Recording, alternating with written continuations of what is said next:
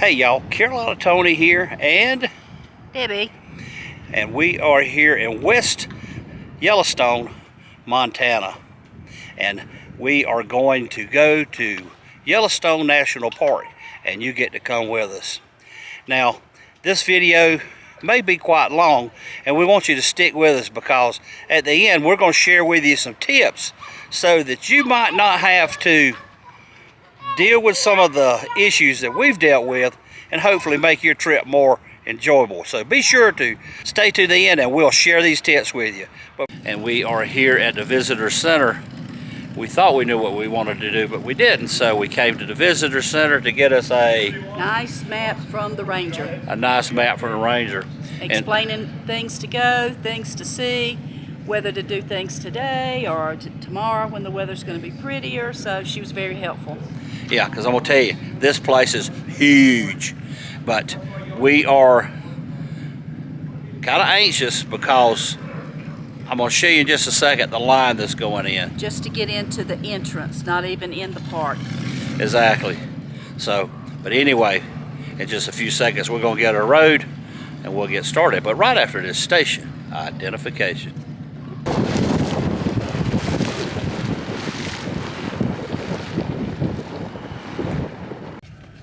Well, this is how we start our trip to Yellowstone.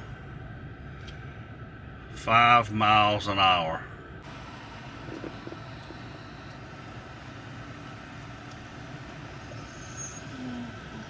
All right, we have made it past the check-in point. Now we have to dig our map out and see where we're going. Be bear aware. We have just got into the park. It's Miss Debbie checking them out through the binoculars. But right over on the other side of that little creek, you see them moving around. This is the first animals that we have encountered. Our first stop in Yellowstone on the upper loop is Gibbons Falls.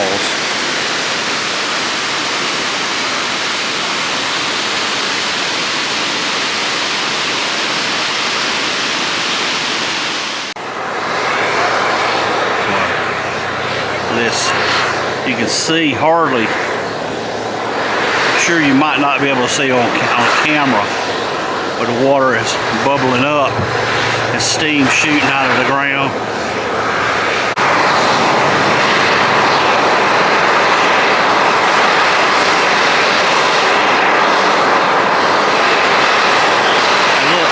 Wind's blowing the smoke away.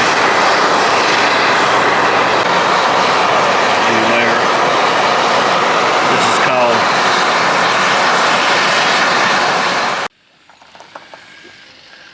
okay, we are now going to see the artisan paint pots. To get to these paint pots, it is a little over a mile hike. There and back. And this is the artisan paint pots, and they say the colors constantly changing, but you have blues and greens and reds and whites. Looks like today is mostly red and white. This is the blood geyser. While the name of this geyser evokes images of a gruesome event, the reality is much tamer. The high concentration of iron oxide in the water precipitates out, staining the surrounding rocks a rich red. It has been busily erupting since it was first recorded in 1882. The geyser can erupt up to 6 feet and discharges 150 gallons a minute.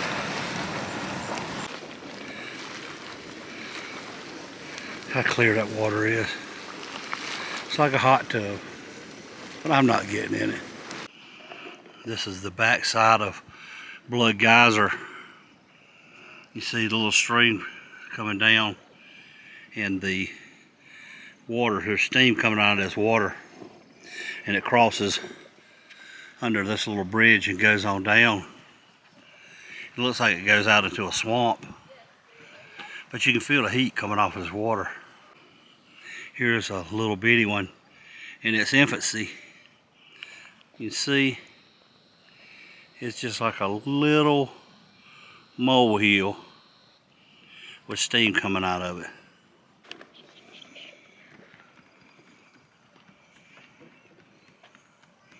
You see the green in the rock down there. Okay, well, we have another little hike. Hot springs color often indicates the presence of minerals. In a clear blue pool, the water is absorbing all the colors of sunlight except one, blue, which is reflected back to our eyes. Here at Emerald Springs Pool, another factor joins with light refraction to give this spring its color. The 27-foot deep pool is lined with yellow sulfur deposits. The yellow color from the sulfur combines with the reflected blue light, making the hot spring appear a magnificent emerald green. This is Steamboat Geyser that it said that it can shoot water up 300 feet into the air, 2 to 3 times the average height of Old Faithful.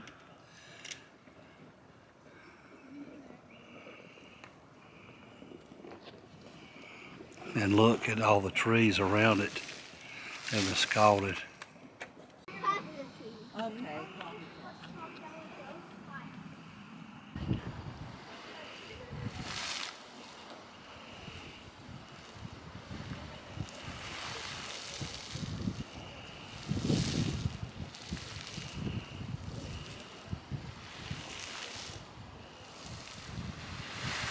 There you go.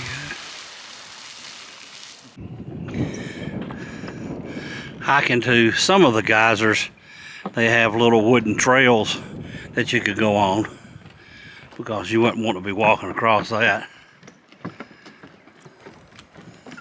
Well, we were kind of set out to... You definitely can say, I'm gonna get a workout today. You okay back there, Debbie? I'm good. And this is what we're looking at right now, the Quadrant Mountain at 9,957 feet is right there, and it still has snow on it. And of course, over there, 10,969, that is Electric Peak. But there's still snow right here in front of us.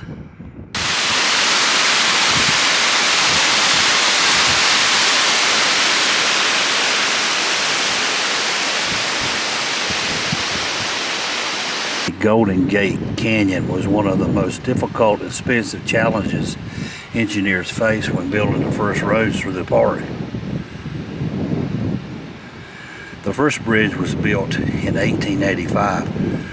1,275 pounds of explosive would need to remove 14,000 cubic yards of solid rock, which was hauled off in dump trucks of the day, horses and wagons.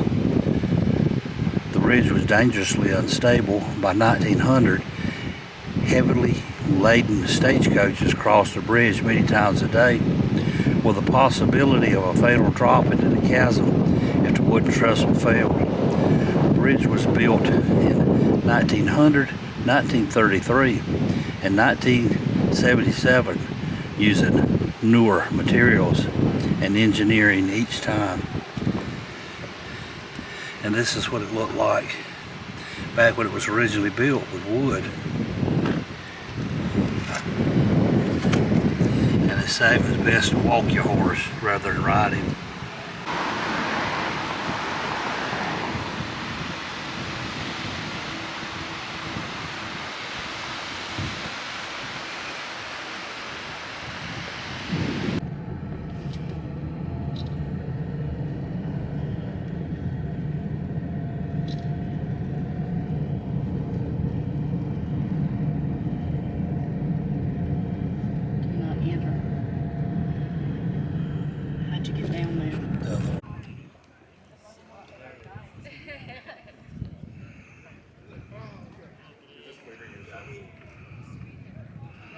There is the old Yellowstone Lodge.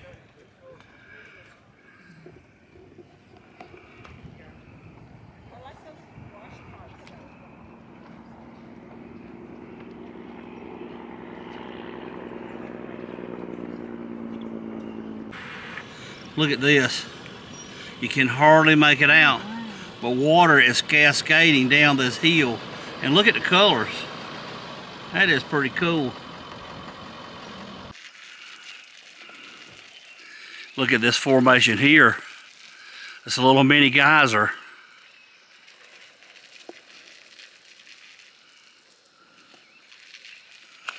See, the water builds up. It shoots up. And look at the colors running, colors running out of it as it goes down. And the smell, you smell it, really sulfur smelling.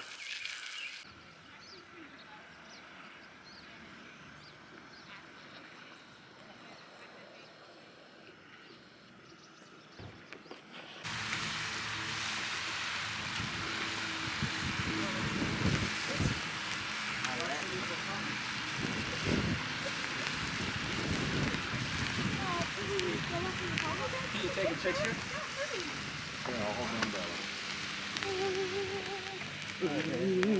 Kenny, when we get back, start talking to me, because I'm running. Oh, look at that gold. You got gold, white, black, red. This is called Devil's Thumb. But look at the colors. They say in all this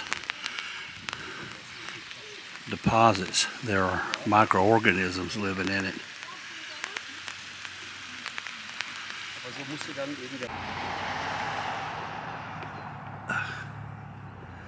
Look at the view.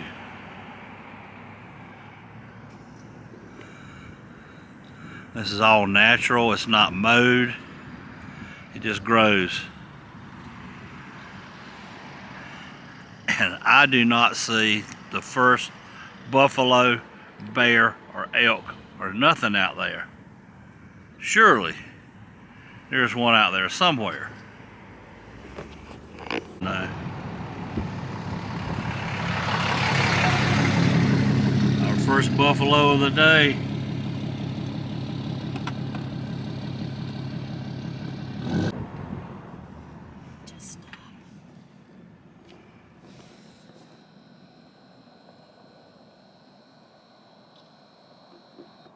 Did you get him? No, we haven't.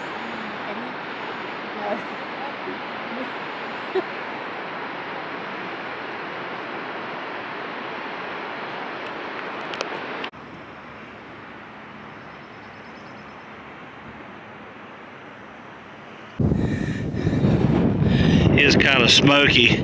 I commented earlier that we thought it was snow on the top of these mountains, and then we thought it was mineral deposits. Well, this up here is definitely snow, and there's more up there.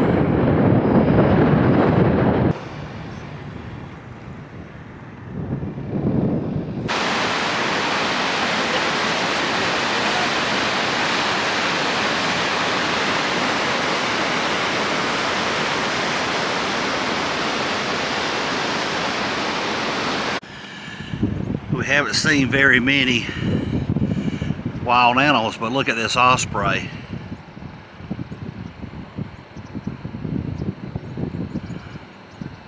You see him up there? How about that? The area I'm in now is pretty flat. Beautiful mountain stream running through this meadow. The drive is right along there, but this caught my eye. This pool, and the water that's in it is very, very clear, and steam coming out of it, and you can see it bubbling over there. So in that area there, I imagine is very hot.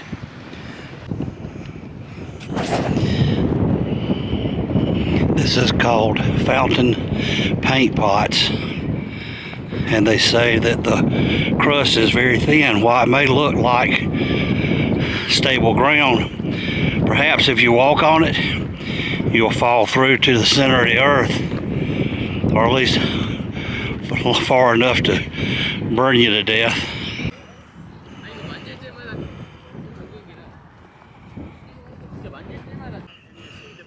they have these signs posted all around the geysers and the places where steam are coming up. You see that little kid standing on the thin ground. Well, you would think that this would help people know not to do that. You see it's written in all types of languages, but yet there are people that we have seen already today that are pushing the bounds and taking the sign not too serious. Absolutely beautiful though. And look at all the colors. But wait, there's more.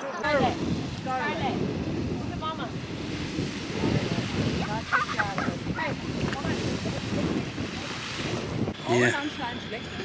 And some of the popular spots inside of Yellowstone, as you can see, there are a lot of people, and parking sometimes is difficult, but just be patient. Eventually someone will leave. People are in and out. Also, they do have restrooms, and they don't smell very nice. It's just basically a hole in the ground, but be prepared to be patient because there are long lines waiting to get in.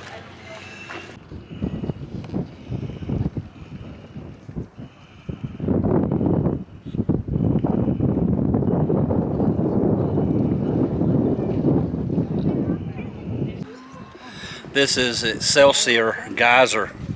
We're up on the top. How does it make you feel, Debbie, knowing that you're standing on the top of a volcano? Kind of scary. Yeah, well, it is what it is. Look at the colors. Red, yellows, green, blue.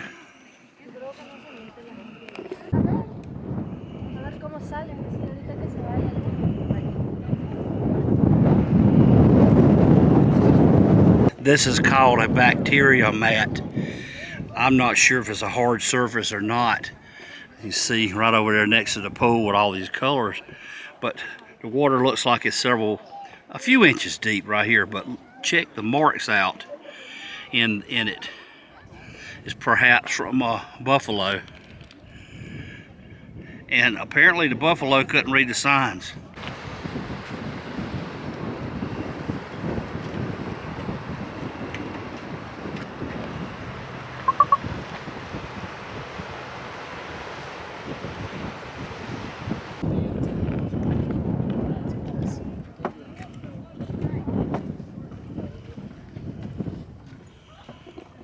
They tell people to stay on the trails that you could fall in and sink, and apparently someone did there, because all you see left is the top of their head.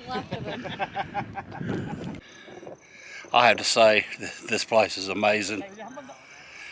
Yes, it really is. All the pictures of it just don't do it justice. That's true. What's amazing to me is that you see people that either can't read or don't read the signs that want to try to stick their fingers in it and want to try to get off the path. And or parents that don't pay attention to their children on dangerous cliffs. Yeah, you know, sometimes it takes something to happen to somebody to make a believer out of them, but I am going to read the signs and stick to the rules.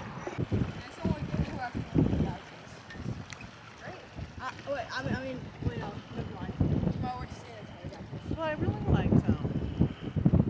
You're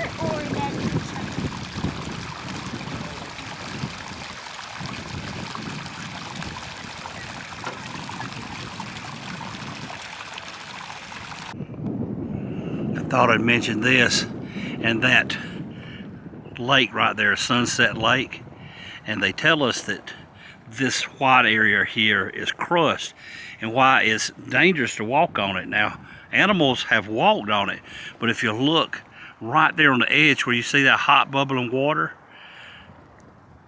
that's how thin the crust is in some places, so you really don't know where. But you could walk on this and really do some serious damage to yourself. And this is the Old Faithful Hotel or Motel, Lodge. That's just been corrected. That is not a motel.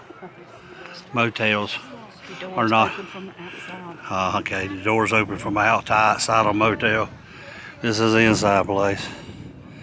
There is Old Faithful, and there's steam coming out of it. I'm not exactly sure.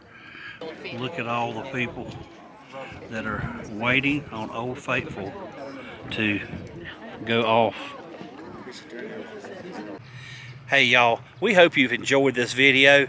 So now we will share with you some of the tips that I think will probably make your visit more enjoyable. The first tip is get a America the Beautiful pass. Especially if you are 62 years or older. The pass is $80. This is what it looks like right here.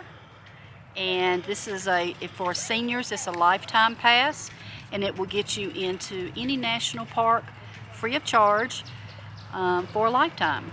And if you go to 2 parks in your lifetime, you've almost paid for it, because the entrance fee into the park is $35 per vehicle, and so go to the park 2 times and you've already paid $70. So it's definitely worth purchasing to get into the national park services. Right, and if you're not a senior, it's $80 per year, but still, if you use it more than one time, it will pay for itself.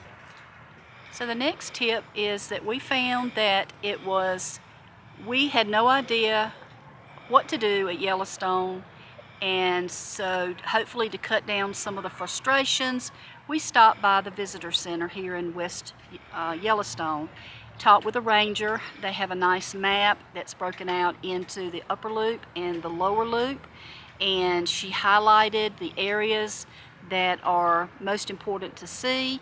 And the upper loop is 70 miles and the lower loop is 96 miles. So stop by the visitor center and get your map if you have never been to Yellowstone before. Okay, as I said, there are 2 loops, an upper loop and a lower loop. The upper loop we found to be better, more scenic. Lots of overlooks, high mountain ranges. We did see some animals in there, not many, but we did see some. We saw some bison. Yeah, one of the mountains was over 10,000 feet. It was pretty awesome. Exactly. So we felt like the upper loop was better. Then the lower loop is 96 miles, and that includes Old Faithful. Old Faithful is about 20 miles into the lower loop once you make the turnoff. To get into the park is 14 miles before you ever get to the turnoff for the upper or the lower loop. Once you passed the Old Faithful, we found that it really wasn't very scenic, and we drove about 20 miles, turned around and came back out. So we definitely thought the upper loop was more pretty than the lower loop. However, the lower loop had a lot more geysers and a lot more paint pots, and we described what those were in the video. If you saw them, the paint pots are absolutely beautiful. Yes, they are. Another tip, parking. We found out very quickly that when you see a lot of cars parked on the side of the road, does that mean the parking lot's filled up? Well, not necessarily. But a lot of folks will park along the edge of the road and walk for half a mile. Because they see other people parking there and they think that's the place to park. Exactly, but this park is huge and people are constantly going and coming. We found that if you just go to the parking lot and get in line, somebody will leave, and I don't think we waited more than 15, 20 minutes on anything. I don't think we waited that long. I don't think we waited to get a parking space much more than 5 minutes. Yeah, and how we learned this is we did park and we walked up through the woods for about a quarter of a mile, and we found out that there was a parking lot up there, so we turned around and went back and parked. All right, we want to encourage you to make sure that you have a full tank of gas when you enter the park. This park is huge, and even though it doesn't seem like a lot of miles, 70 miles and 96 miles, it will take you 8 to 9 hours to do the upper loop is what we found, because you're stopping so many times to see everything. The lower loop, don't really know how long it takes, but I know no further than what we went. We were in the lower loop about 8 hours, so we encourage you to have a full tank of gas. However, there are, from what we saw, 2 gas stations, one in the upper loop and one in the lower loop, that do have gas. They do have snacks. They do have modern bathrooms, which we'll talk about in just a minute. So from a woman's perspective, bathrooms are pretty important. Now there are bathrooms abundantly in the park. However, they're just on the other side of a porta-john. So there is no running water, no flushing toilets. So, and it's hit and miss on the cleanliness and whether they smell good or they smell bad. They smell bad. And some of them smell pretty bad. However, there are opportunities within the park to use modern restroom facilities. There's visitor centers and the gas stations and things like that that do have modern flushing toilets, running water in those bathrooms. So if you can wait until you get to those, you will be much better off. Okay, another tip.